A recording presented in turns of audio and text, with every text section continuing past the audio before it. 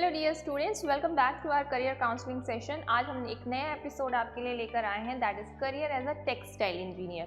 तो कौन होते हैं टेक्सटाइल इंजीनियर? टेक्सटाइल टर्म आपने अपने केमिस्ट्री क्लास में तो ज़रूर सुना है। टेक्सटाइल बेसिकली एक अम्ब्रेला टर्म होता है जिसमें आप जितने भी फैब्रिक टाइप के मटेरियल्स हो गए, या इसको एक्चुअली लैटिन नेम भी जिसका है वूवन फैब्रिक, पहले इसे अर्लियर ऐसे ही समझा जाता था कि ये फैब्रिक से ही रिलेटेड है, लेकिन बहुत सारे फाइबर्स हैं, थ्रेड्स हैं, फिलामेंट्स हैं जिनको बनाने में इन टेक्सटाइल का रोल आता है। And textile term itself as I said is an umbrella term. तो टेक्सटाइल इंजीनियर्स इसके यूज़ करके डिफरेंट टाइप्स ऑफ मटेरियल्स बनाते हैं, जिनके बारे में हम जानेंगे आज के एपिसोड में। तो चलिए स्टार्ट कर लेते हैं आज का एपिसोड।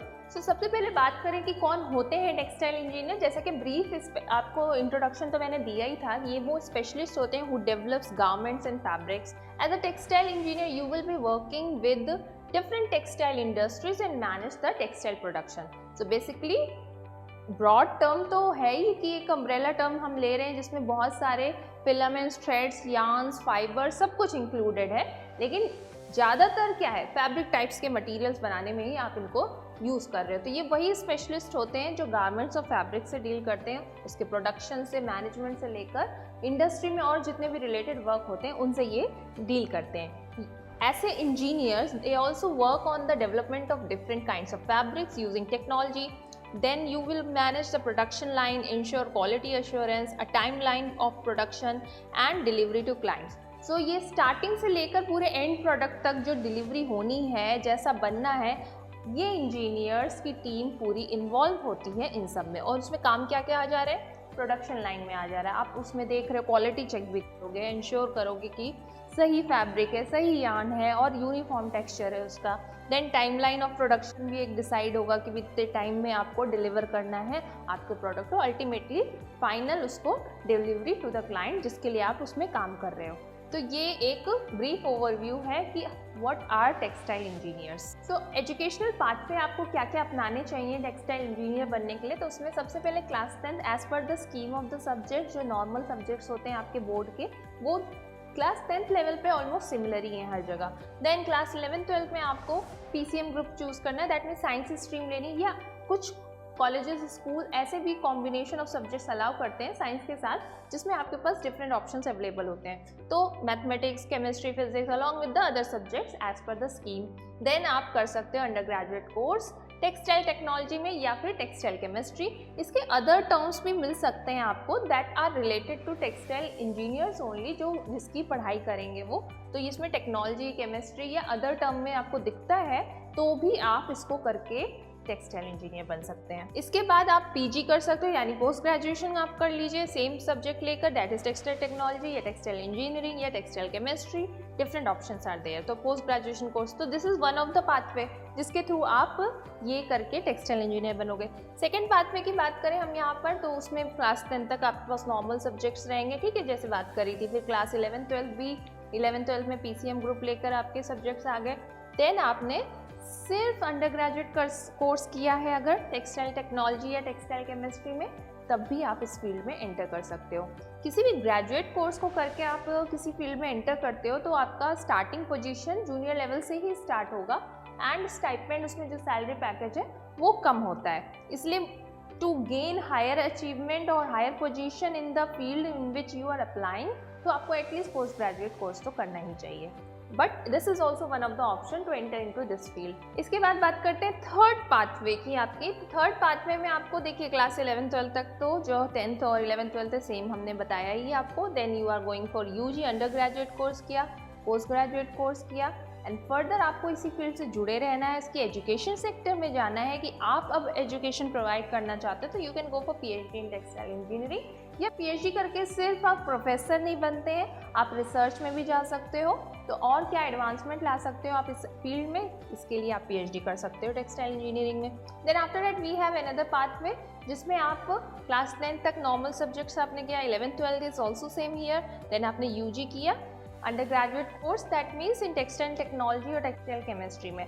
देन आप इंटीग्रेटेड PhD कर सकते हो टेक्सटाइल टेक्नोलॉजी, टेक्सटाइल इंजीनियरिंग में।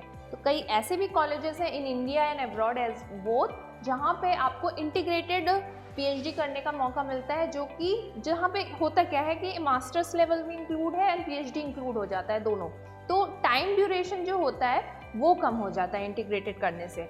ये फ़ायदा है इंटीग्रेटेड किसी भी कोर्स को ज्वाइन करके। Then you have another pathway यहाँ पर, जो कि है 10th तक normal, then you go for engineering diploma in textile technology, तो आप डिप्लोमा कर सकते हैं। इसका भी रेंज है ड्यूरेशन का, डिफर कर सकता है, फ्रॉम 3 मंथ से स्टार्टिंग है शॉर्टेस्ट कोर्स जो होता है, बट मोस्टली इस कोर्स को करने के लिए आपको ड्यूरेशन ज़्यादा ही होगा। And then you go for under graduate course, then post graduate course. So this is also one of the pathway जिसके through you are entering into this field.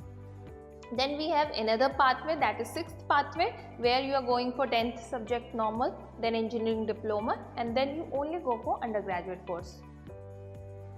Then 7th pathway include here कि आपने diploma किया textile technology में, textile chemistry में या textile engineering में, then you go for under graduate course, then you go for post graduate course. So या जिसमें देखिए डिफरेंट ऑप्शन है, then you go for PhD also. तो ये सब ऑप्शनल भी है एंड इंक्लूड भी कर सकते हो, तो कोई भी पाथवे जिसके थ्रू आप एंटर कर सकते हो। ऐसा नहीं है कि इंजीनियरिंग डिप्लोमा करने के बाद आप इस फील्ड में एंटर नहीं कर सकते हो, इसके बाद भी कर सकते हो। दिस इज अंडर फर्दर, बस ये एडवांसमेंट है कोर्सेज का कि क्या क्या पढ़ाई आप कर सकते हो। आफ्टर दैट अनदर पाथवे जहाँ पे आपके पास आ जाता है यूजी तक। देखिए यहाँ आपने डिप्लोमा किया, देन यूजी किया, अंडर ग्रेजुएट कोर्स किया, then you go for integrated PhD. तो ऑलमोस्ट सिमिलर लग रहा होगा, लेकिन देयर इज डिफरेंस यहाँ पर। अब बात करते हैं यहाँ पर हम कि क्या मंथली अर्निंग्स हो सकती हैं इस फील्ड में एंटर करने पे। This is one of the chart जो इंडिकेट क्या करता है, जिसे हम आगे देखते हैं। यहाँ पे अगर बात करी जाए as a textile engineer, entry level पर आप as a research associate join कर सकते हो, जिसमें बेसिक सैलरी 25 से 30 हज़ार पर मंथ रेंज करती है आपकी। देन अगर आप फर्दर पीएचडी किया है अगर आपने, तो आप as assistant professor degree colleges या यूनिवर्सिटीज़ में अप्लाई कर सकते हो, जहाँ पे आपकी अर्निंग्स मंथली 65 to 70K तक रेंज कर सकती है स्टार्टिंग लेवल पर।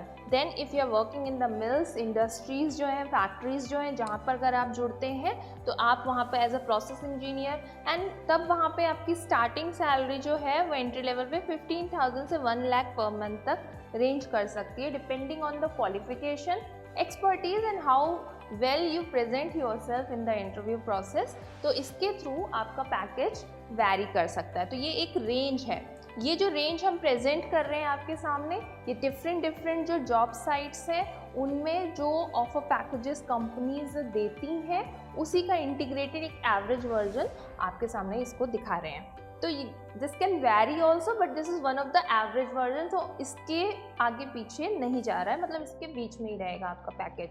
Then also as an operation trainee आप ज्वाइन कर सकते हो, क्वालिटी कंट्रोल ट्रेनी ज्वाइन कर सकते हो, जहाँ पे पैकेज आपका 15 to 25 पर मंथ तक रेंज करेगा, ठीक है, के 15 to 25K पर मंथ तक रेंज करेगा। Then at the junior level, like after work experience of 2 to 6 years, अब आप इस फील्ड में आ चुके हो, 2 से 6 साल का लगभग एक्सपीरियंस है आपके पास, तब आपकी अर्निंग 50 to 1,50K तक पर मंथ बेसिस पर रेंज कर सकती है। देन ये सैलरी पैकेज ऑल्सो डिपेंड करता है कि कैसी इंडस्ट्री से आप जुड़े हो, वो कितना खुद फ्लरिश कर रही है, तभी तो उसके एम्प्लॉयज़ वहाँ पे इतना अच्छा पैकेज पाएंगे। Then at the middle level where you have an experience of 10 to 12 years, ठीक है, तो वहाँ पे आपका अर्निंग पैकेज 70K से 190K पर मंथ तक रेंज करता है। एज इन टेक्सटाइल मिल्स में अगर आप बेसिकली आप ज्वाइन किया, या एज अ प्रोफेसर आप जा रहे हो, अब देखिए असिस्टेंट प्रोफेसर में आपने देखा था 65 to 70K पर मंथ था। देन उसके बाद आप एसोसिएट प्रोफेसर बनोगे, फिर प्रोफेसर आते हो, तो प्रोफेसर की रैंक पे आपको पास 120 से 160K तक का पैकेज मिलता है। At the senior level where you have an experience of over 15 years, ठीक है, तो बहुत काफ़ी सीनियर हो, आपको अच्छी खासी नॉलेज हो चुकी होगी इस फील्ड में, and there you are earning at least around 160K to 2 lakh per month जो आपके पैकेज है वो रेंज करेगा। एंड एज अ प्रोफेसर है ये। Then 120K to 4 lakh in textile mills, जो फैक्ट्रीज हैं, इंडस्ट्रीज हैं वहाँ पे।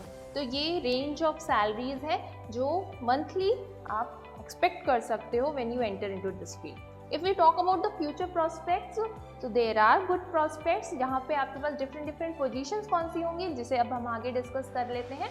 तो future prospects में बात करें तो यहाँ पर career growth in university, colleges, states जो हैं वहाँ पे, यहाँ पे जैसे आगे करियर फ्यूचर प्रोस्पेक्ट्स की हम बात कर रहे हैं, तो यूनिवर्सिटीज़ हो गई, स्टेट यूनिवर्सिटीज़ हो गई आपके पास, जितनी भी सेंट्रल भी हो गई, वहाँ पे आप एज अ असिस्टेंट प्रोफेसर या एसोसिएट प्रोफेसर, प्रोफेसर एमराइटस, ये तो आप after entering into the field आपको डिफरेंट डेजिग्नेशंस मिलते जाते हैं ओवर एक्सपीरियंस होने पर, ठीक है। Then professor they can also get administrative positions also, जहाँ पे आपको सिर्फ टीचिंग नहीं करनी है, आपको डिफरेंट हेल्प्स होते हैं जिसमें आपको डिफरेंट सेल्स होते हैं जिनको आपको डील करना होता है, उसका मैनेजमेंट करना होता है। सो एडमिनिस्ट्रेटिव पोजीशंस वो कहलाती हैं, सच एज जैसे डायरेक्टर, डीन या वाइस चांसलर एक्सेट्रा, इन सब के वर्क प्रोफाइल आपके अंडर आएगा। या फ्यूचर प्रॉस्पेक्ट हम बात कर रहे हैं तो आप एंट्री आप असिस्टेंट प्रोफेसर की तरह कर रहे हो, and you can become a VC also, that depends on the experience. Then if you are hired as a research associate, then you will go on to become a doctoral research fellow, then postdoctoral research fellow, and then scientist in the progressive grades. That means research associate आप आपके PG करने के बाद join कर सकते हो। Then after that there is one exam also कि आपका नेट एग्जाम होता है, JRF का एग्जाम है, जो जूनियर रिसर्च फेलोशिप वाला एग्जाम, या कुछ लैब्स जो आपकी हैं वहाँ पे वो प्रोजेक्ट्स निकालते हैं, तो वहाँ पे एज अ प्रोजेक्ट एसोसिएट या रिसर्च एसोसिएट आप ज्वाइन करते हो।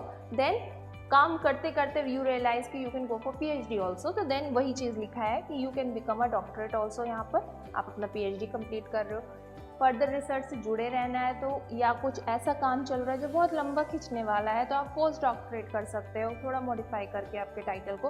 Then you go for scientist position, that means इसके थ्रू आप ऐसे फील्ड में एंटर कर जाओगे, रिसर्च बेसिकली रिलेटेड है वो, इस फील्ड में आप एंटर करेंगे।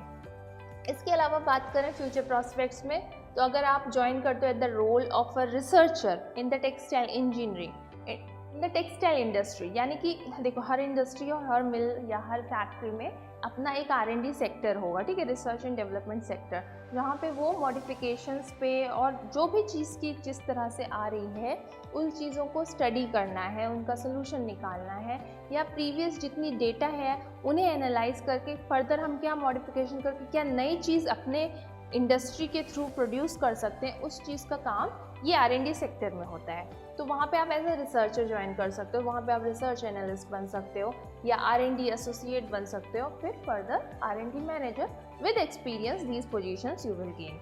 इसके अलावा you can join as an operations trainee also, then also you can become operation manager, production manager and the head production manager, and some of you can also become the VP, that is vice president of the production process, that means you are owning the factory or the mill जहाँ पे आप join कर रहे हो, ठीक है। तो या आपने अपना कोई फर्म खोला है उसको लेकर इंडस्ट्री आपने खोली अपनी, तो these are the different position name जो आप इस इंडस्ट्री में आने पर डिफरेंट पैकेजेस के साथ साथ ओवर एक्सपीरियंस आपको मिलते जाएंगी। तो this was about the future prospects. Further हम बात करते हैं कि if you are joining as an assistant sales manager, then you will be promoted to sales manager, area sales manager and regional sales manager, जो इन field में आने पे इनके प्रोडक्ट से रिलेटेड डील करते हैं, तो that comes under managerial roles. तो वहाँ पे आप assistant sales manager, then further उसी में प्रोग्रेस करने पे आपकी ये पोजीशंस बदलती चली जाएंगी। If you join as a quality control trainee, ये R&D सेक्टर का ही पार्ट हो गया, या क्वालिटी अश्योरेंस ट्रेनिंग की तरह ज्वाइन करते हो, तो then you can later be promoted to quality controller inspector, quality controller head, ये सब पोजीशंस आपको यहाँ पर मिल सकती हैं। फर्दर बात करते हैं एकेडमिक्स और रिसर्च में आते हो तो डॉक्टरेट डिग्री करने के बाद ही आप इसमें ज्वाइन कर सकते हो, दैट मीन्स PhD करनी है आपको टेक्सटाइल टेक्नोलॉजी में, तब आप एज अ असिस्टेंट प्रोफेसर, जिसे हमने स्टार्टिंग में डील किया ही था। देन सम कॉलेजेस में take you as an instructor also after your just post graduation. तो पोस्ट ग्रेजुएशन करने के बाद भी जैसे कि बात किया था प्रोजेक्ट्स होते हैं, तो डिग्री कॉलेजेस में भी जो आपके प्रोफेसर्स हैं, टीचर्स हैं, they also write projects, and if luckily they get the grant or their project gets selected, they will get a grant, and तब उसमें वहाँ पे आप एज अ प्रोजेक्ट एसोसिएट की जॉब निकलता है, जॉब रोल होता है, तब आप वहाँ जस्ट पोस्ट ग्रेजुएशन करके भी जा सकते हो। But to have a good career in academics and research you must have a PhD। तो PhD होना ज़रूरी है अगर आपको एकेडमिक फील्ड में एंटर करना है, दैट मीन्स आपको रिसर्च या टीचिंग लाइन में अगर एंटर करना है इस सब्जेक्ट से related, then you need to have a PhD, because then you will have a good amount of experience in that field. So with this we will wind up our episode 1 here of career as a textile engineer, जहाँ पे हमने बात करी कि कौन होते हैं textile engineers and कैसे कॉलेजेस में आप जा सकते हो, कैसी पढ़ाई करनी है, फिर फर्दर आपके पास क्या क्या मंथली अर्निंग्स और फ्यूचर प्रॉस्पेक्ट्स हैं इस फील्ड में एंटर करने पे. This all we have discussed here. Now in second episode will discuss further part of the textile engineer. We'll meet again. Thank you so much.